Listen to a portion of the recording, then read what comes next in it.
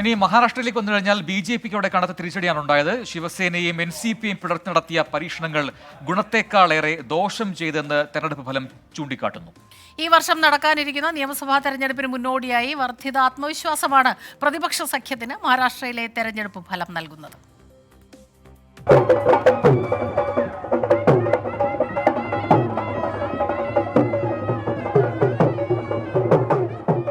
NDA സഖ്യം 45 സീറ്റെങ്കിലും മഹാരാഷ്ട്രയിൽ വിജയിക്കുമെന്നായിരുന്നു BJP നേതാക്കളുടെ ആത്മവിശ്വാസം. എന്നാൽ അതിന്റെ പാതി സീറ്റ് പോലും നേടാനാകാത്ത സ്ഥിതിയിലേക്ക് NDA വീണു. 2019 23 സീറ്റ് നേടിയ BJP ഇത്തവണ പാതി സീറ്റിലേക്ക് ചുരുങ്ങുകയാണ്. യഥാർത്ഥ NCP ഏത്, ശിവസേന ഏത് എന്ന ചോദ്യം ജനങ്ങളോട് ചോദിക്കപ്പെട്ട തെരഞ്ഞെടുപ്പിൽ അവസാന ചിരി ഉദ്ധവ് താക്കറേക്കും ശരത് പവാറിനും. BJPക്കൊപ്പം പോയ ഷിൻഡെയുടെയും അജിത് പവാറിന്റെയും നില പരുങ്ങലിലാക്കുന്നതാണ് ഫലം.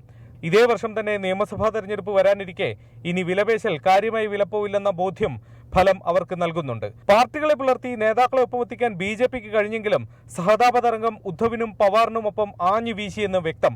സീറ്റ് വിഭജനത്തിലടക്കം വിജയസാധ്യത മാത്രം പരിഗണിച്ച് വിട്ടുവീഴ്ച ചെയ്ത കോൺഗ്രസ് സംസ്ഥാന നേതൃത്വത്തിന്റെ തന്ത്രങ്ങളാണ് ഫലം കണ്ടത്.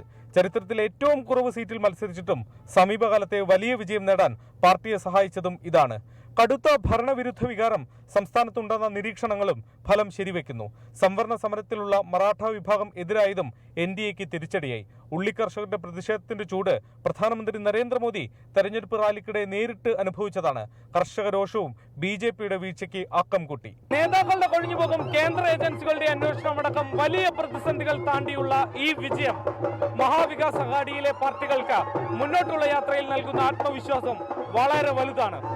ദാദറിലെ സേനാഭവന് മുന്നിൽ നിന്നും വരുൺ വി നായർക്കൊപ്പം ശ്രീനാഥ് ചന്ദ്രൻ, 24.